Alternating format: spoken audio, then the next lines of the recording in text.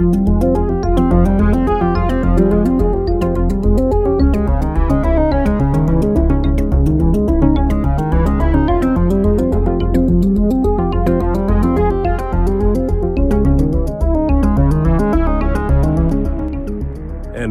back.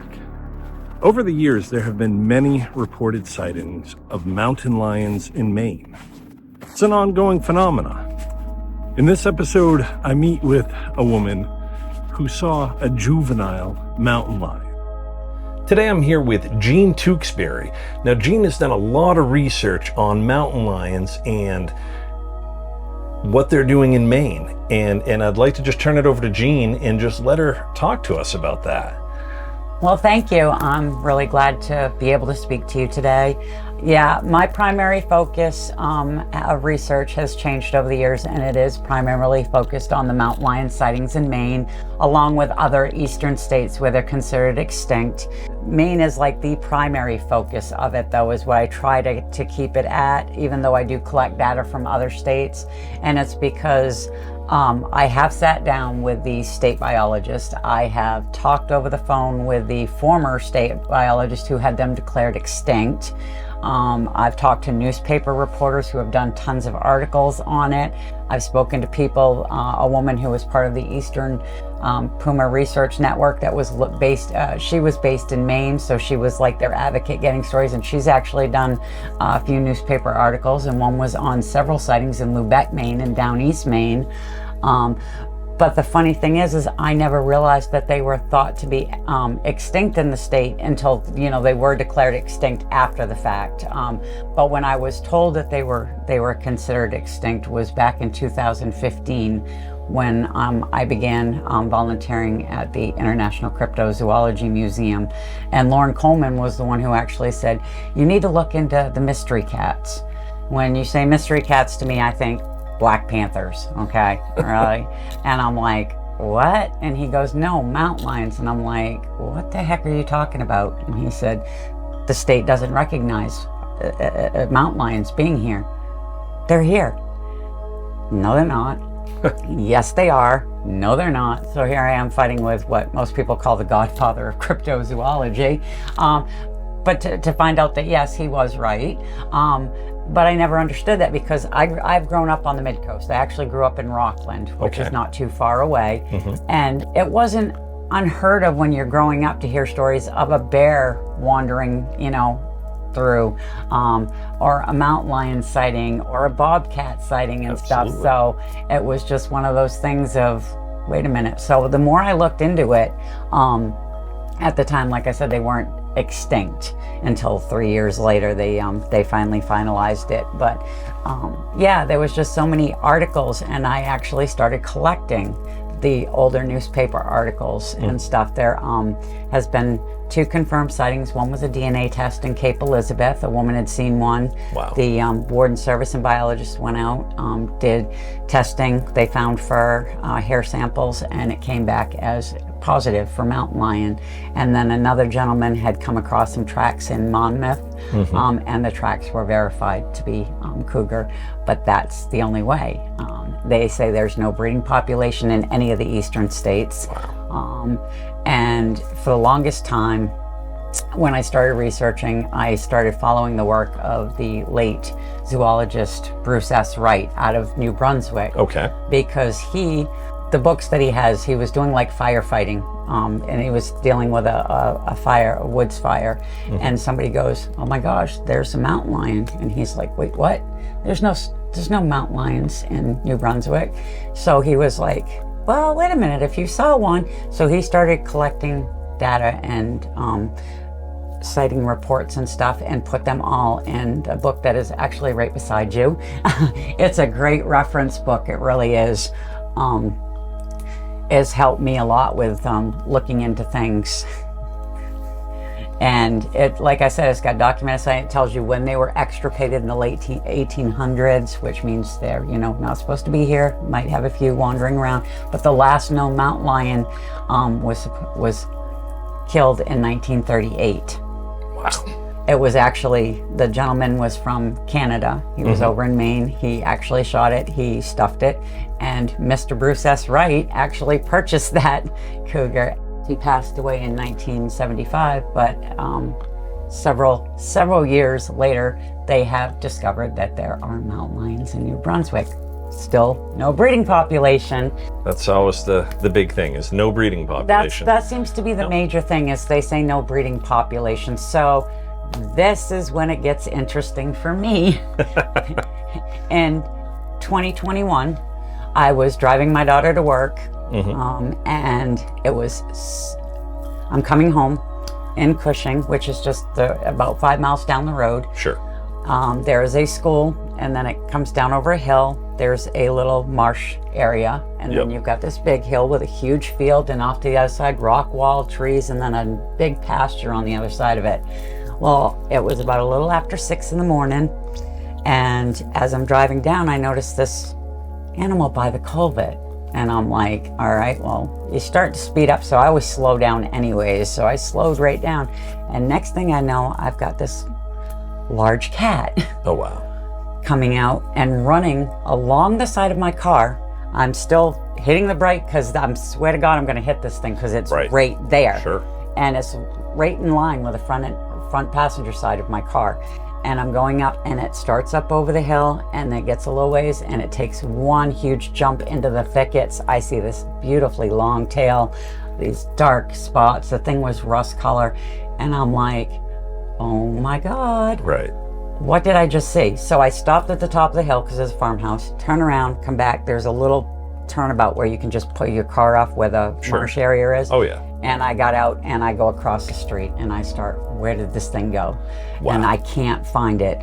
So I came back home.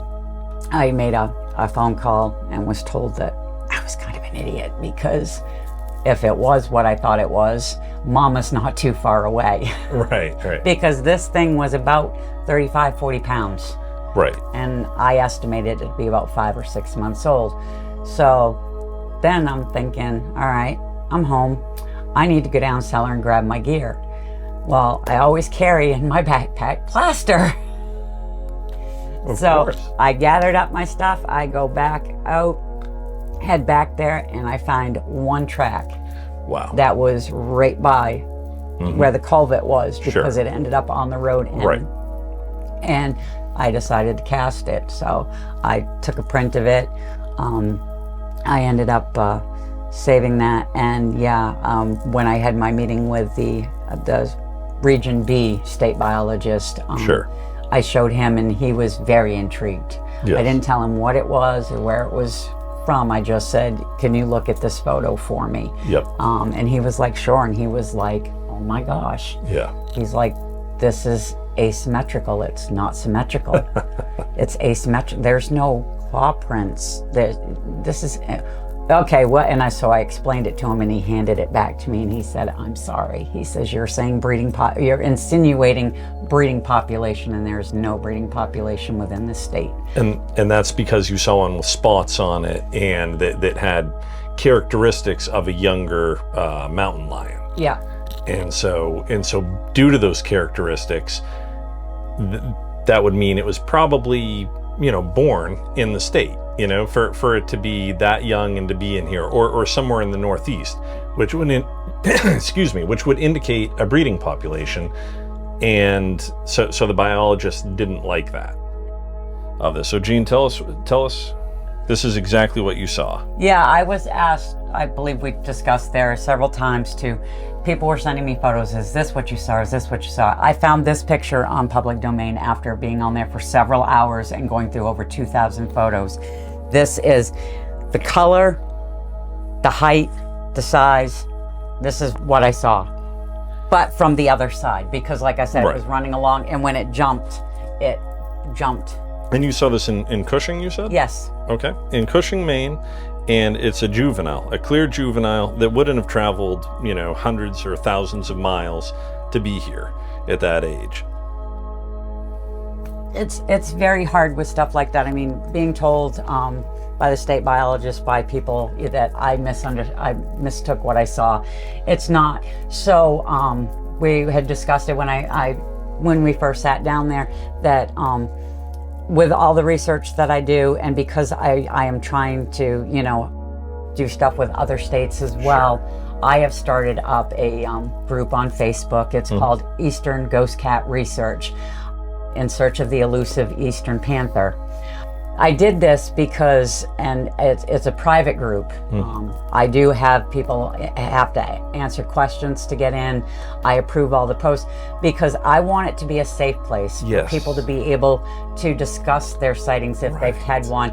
It's an educational thing. I mean, it's got like the studies that we talked about from the University of Montreal. It's got ones that were done where there's actual habitat that they did this study for, that, if they wanted to relocate mountain lions, where they would be able to be sustained, where they could sustain and thrive, and different things. I try to make it so, it's kind of to educate, because yes, these creatures are fierce, okay? Yes. But, and I'm not stupid. I'm very cautious when I do my stuff. Right. But you have to realize too that mountain lions usually don't attack people. They avoid us like the plague, okay? The only time you really have to worry, and it was one of the things that Mr. Wright had said in his book too, is if it's weaned too quick. If mama takes off, because, they do give birth, usually they breed every 2 years, okay? Sure. Usually by the time they're a year and a half, a little over, mama kicks them out on their own. But she teaches them to hunt. She does other stuff to get them to be able to work out if they can't. Right. Or if they get too old. Sure. They're going to go for what's easier, Yep. and a lot of times people are like, my livestock, my pets. Well, if that's when you do have to worry. The Mountain Lion Foundation is a great resource to get stuff. I follow Beth Pratt, who is part of she runs the National Wildlife Federation. And my big thing was, at the time when I was trying to learn more about mountain lions, he is no longer with us. Yep. P22 was a mountain lion who crossed 2 major highways in California, landed in Griffith Park in LA, a place where people hike and bike and picnic and put on plays. He lived there for 10 years and never hurt a soul. So that's he was amazing. the most famous Hollywood cat ever. You would catch him on people's Ring cameras, he'd be in the driveway, and different things. He would eat the raccoons. There'd be a deer that would wander in. A National Geographic photographer's name was Stephen, I can't remember his last name, but he got the most iconic photo of P22 walking with a Hollywood sign in the background, all lit up at night. It's amazing how much I've spent a lot of time in the Hollywood Hills and over there in LA, and it's amazing how much wildlife is actually in those hills. You see coyotes everywhere. You see raccoons everywhere. I've never seen a mountain lion there, but I've talked to many people who live there, and it's very common. Mountain lion. And then if you go flip over to the other side, like Granada Hills, the other side of the valley, bear, mountain lion all the time. But anyways, not to digress and flip to the other side of the country, but yes. But but that's the thing, is he said, and even Mr. Wright said it himself in the book, because it's the same cat, you can learn so much by learning what they're doing out west, and that's what you kind of have to focus, and understand. And I'm really glad you brought that up, because I'm going to go back to the point that I make on almost every episode. Maine is 90% forest. Now, in a place like LA, where you have tens of millions of people in a very small area, they're going to witness this cat, because the woods are, this big. There's really, you know what I mean? So the cat was seen repeatedly, but even then, I bet it was hard to spot. Now you step into Maine, where you got 1.3 million people, and 90% of the state is forest. Come on, how do you know?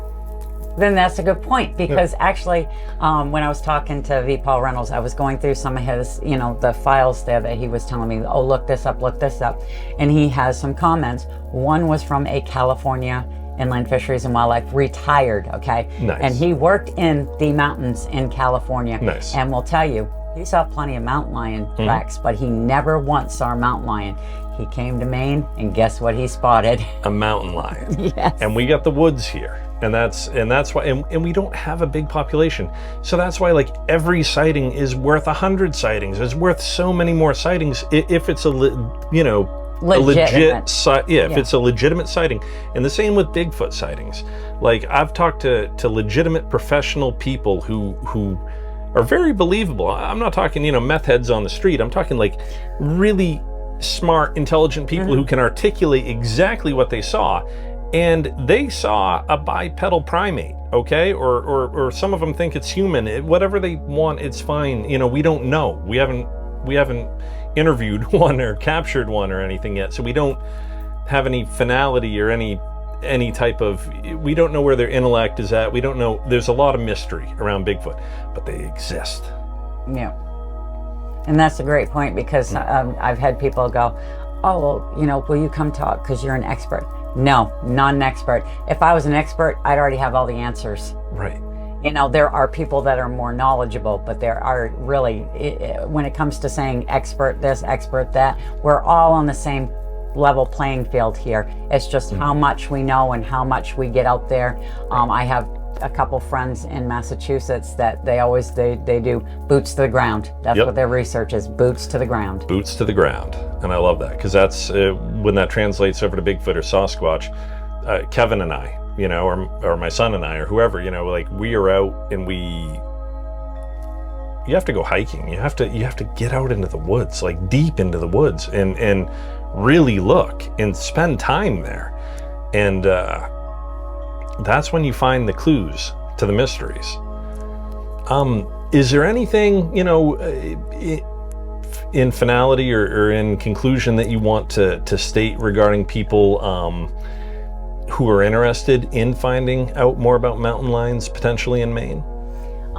If they are, and like I said, I have a group that they could join. I also, if anybody wanted to contact me via Facebook, I'm on Instagram. You can direct message me.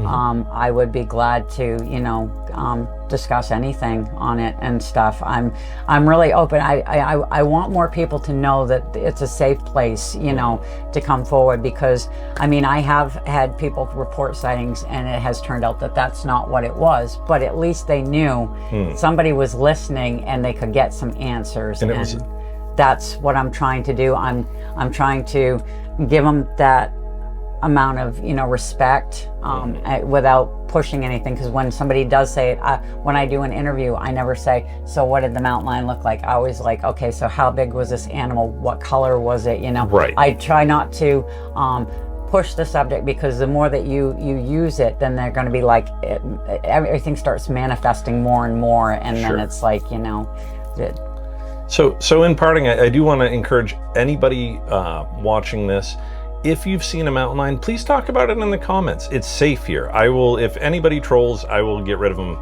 like that. It's a done deal. We will protect you. We want to hear your comments. We want to hear what you've seen, what you haven't seen. If you've seen a Bigfoot, reach out to me. I want to hear about it. Anything, UAPs, UFOs, but definitely in this episode, mountain lions. Any type of large cat that you've seen in Maine, we want to hear about it.